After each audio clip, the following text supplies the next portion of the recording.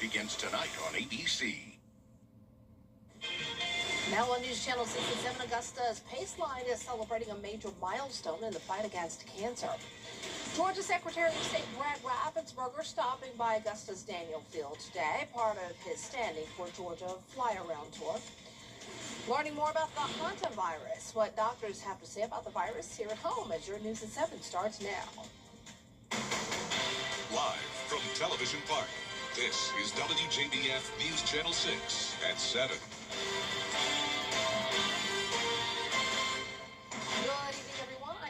Thanks so much for joining us. Coverage you can count on begins with Augusta's Paceline celebrating a big year of fundraising in the fight against cancer.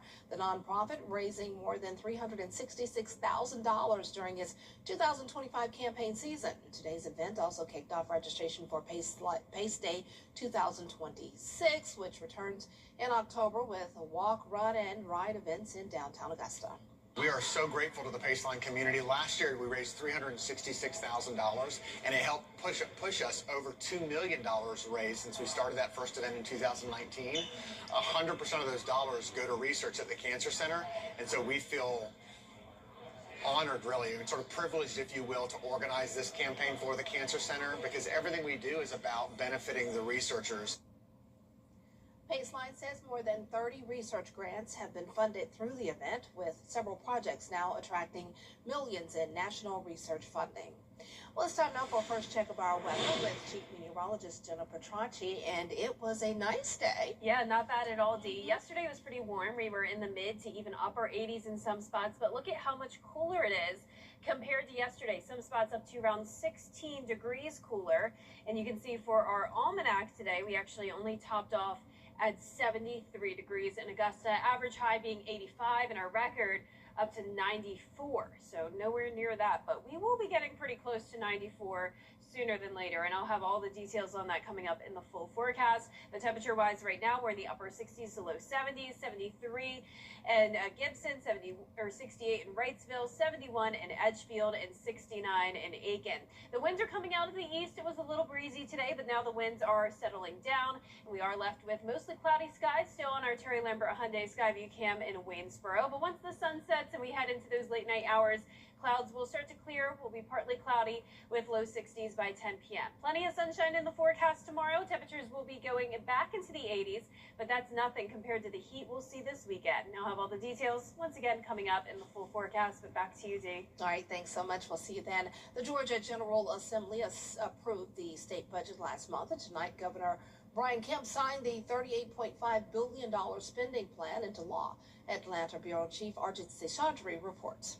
Georgia Governor Brian Kemp finalizing his final budget in office on Tuesday under the Gold Dome, a budget of nearly $40 billion, highlighting his priorities for the state of Georgia, including education, healthcare, transportation and infrastructure, as well as mental health. As I always say, our job is to be good stewards of the taxpayer dollars, because that's the people's money, not the government's. And that's why we have saved or returned over $12 billion to the taxpayers. And while we'll save them even more through the tax cuts that I was honored to sign yesterday, like my earlier budgets, this document prioritizes education, behavioral health, community health, public safety, our agriculture and forestry industries, and much, much more. A big part of the budget includes education, with $70 million being allocated to hire literacy coaches across the state, to hire a literacy coach at every public elementary school to improve reading rates for K through 3rd. $12 million also being allocated to reduce class sizes for pre-K. Under this administration, we have put an unprecedented funding towards classrooms, toward mental health services, into local and state infrastructure projects, public and community health initiatives, and more. All of these investments remain intact in this legislation. Mental health and healthcare also being a top priority for the governor, with $5 million being allocated for the 988 crisis hotline, as well as having mobile crisis response teams, and $400 million being allocated to build a new mental health facility in the state of Georgia to have more bed facilities for those who may need it. Reporting at the Georgia State Capitol, Arjit Seshadri, Atlanta Bureau Chief. The governor says the state must now address about $1 billion reduction in revenue due to the tax cuts. Georgia Secretary of State Brad Raffensperger stopping by Augusta's Daniel Field today. It's part of a standing as more people spend time outdoors and clean out garages, sheds, and storage spaces this time of year. Doctors say it's important to take precautions, extra precautions. Health experts say hantavirus is a rare virus linked to contact with rodents and contaminated areas. Doctors say people may be exposed while cleaning areas where rodent droppings are or nests are present. It's just good hygiene is really the biggest thing that we can do. This is the exposure at this point would be high risk in people who were specifically in the area on the boat that this all came from. So as far as we know at this point, there's no reason to be alarmed about it being in the community or being spread among the community in the CSRA or anywhere. Health experts recommend wearing gloves and masks, ventilating close spaces, and using disinfectant when cleaning. Those that are truly exposed are at that heightened risk. We don't want to trivialize it, but we also don't want to catastrophize it. Coming up, more on the international health scare that is now hitting U.S. soil. What experts are saying about the rare virus. And coming up, as President Trump heads to China, Americans are feeling the cost of the Iran war at the pump. Good evening, I'm Carol Black. We have quiet weather ahead overall, but because it's going to be so dry, we do have some fire danger concerns this week. We desperately need more rain, but instead, we're getting some heat as we go towards this weekend. Now I have your full Viper 6 forecast when we return. Red Jackson sued President 40 years.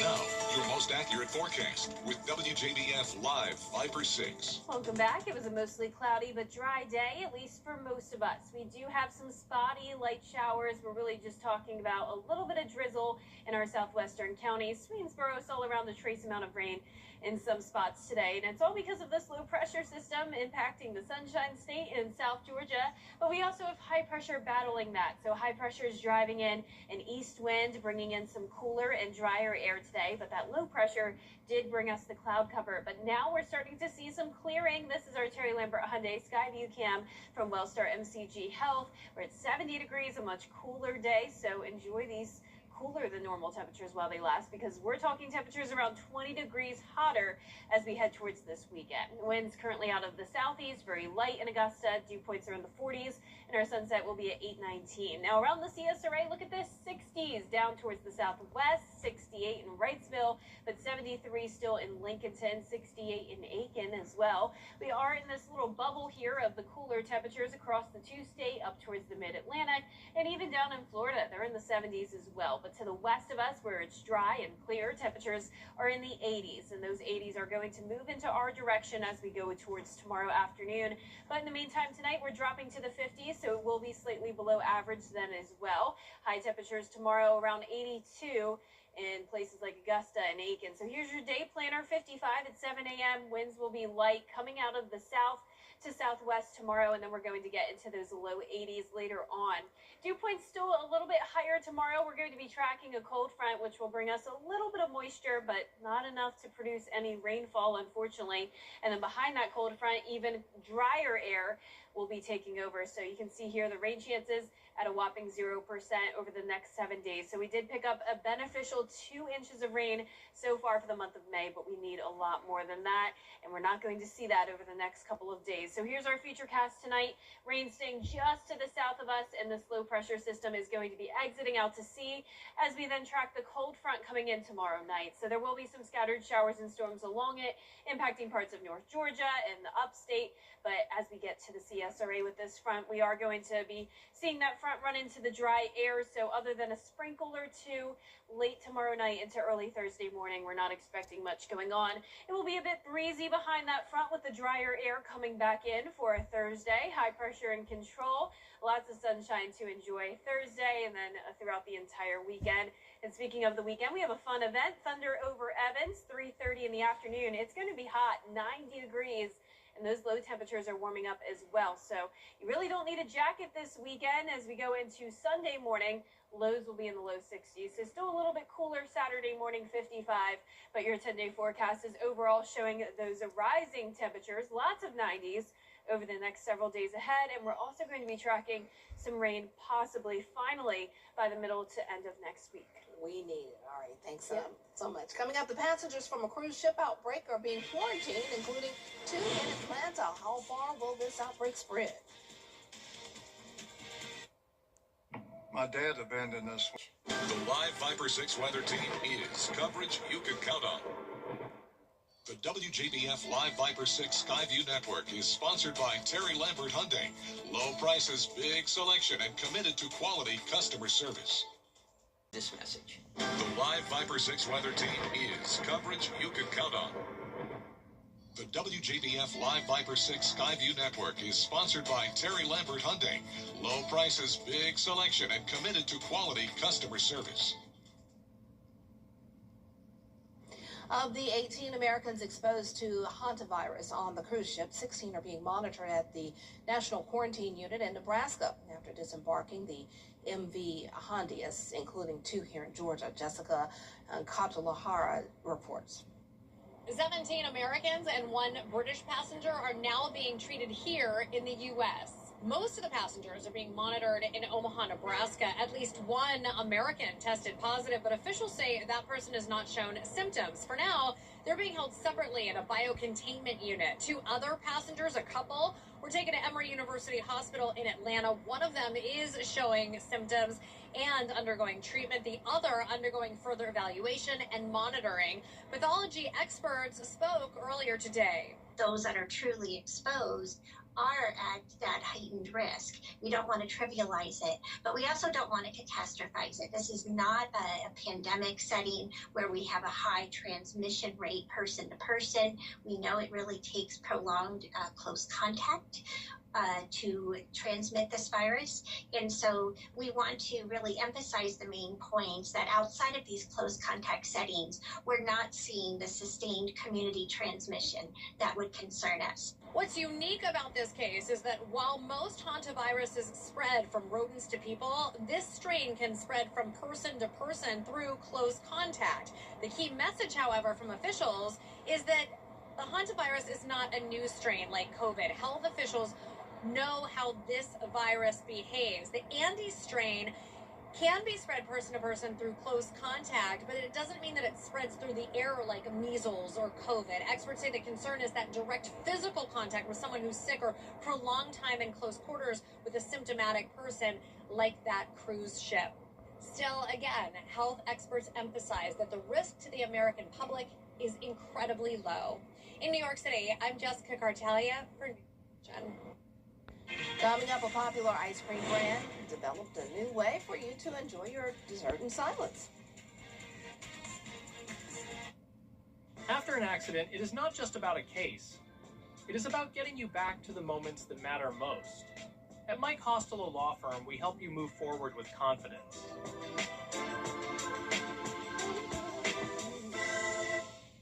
Drive into summer savings. A car wreck can happen in a snap, but did you know you can get your case started immediately by going to MikeCostelloLawFirm.com? That's MikeCostelloLawFirm.com to get your case started today.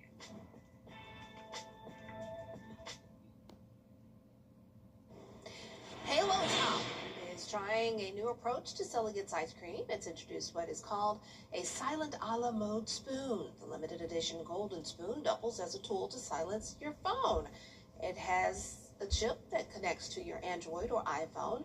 When you tap it, the spoon triggers the Do Not Disturb feature, so you can eat your ice cream in peace. You can buy it online starting this Friday for $5. $5 for a spoon. Not bad. Yeah, but or you could just $0 and hit Do Not Disturb on your phone. How about that? Very true. I mean, it is a novelty item. That's cute. It's cute. Yeah, I'd rather spend the money on another pint of ice cream. Bingo. Ding, ding, ding, ding, ding, ding, ding, ding, ding. But great job, Halo Top. Yeah, making me want some ice cream, and I think a lot of people are going to want some this weekend, Dee, because it's going to be feeling like summertime. We've got the sunshine coming back out. It's going to be hot. We are going from the low 80s tomorrow to the low 90s this weekend, and the low temperatures are also going to be going from the low 50s into the mid 60s. We've got several dry and sunny days ahead. Not much going on this week. And then as we go into the end of next week, things get a little bit more unsettled, which would be good news to help with our drought. Still not a guarantee that we'll see a whole lot of rain, but we will be watching that for you by the end of next week. All right, sounds good. Thanks so much. Our next news continues at 11, right here on News Channel 6 at 11. Entertainment Tonight is next. Have a great evening.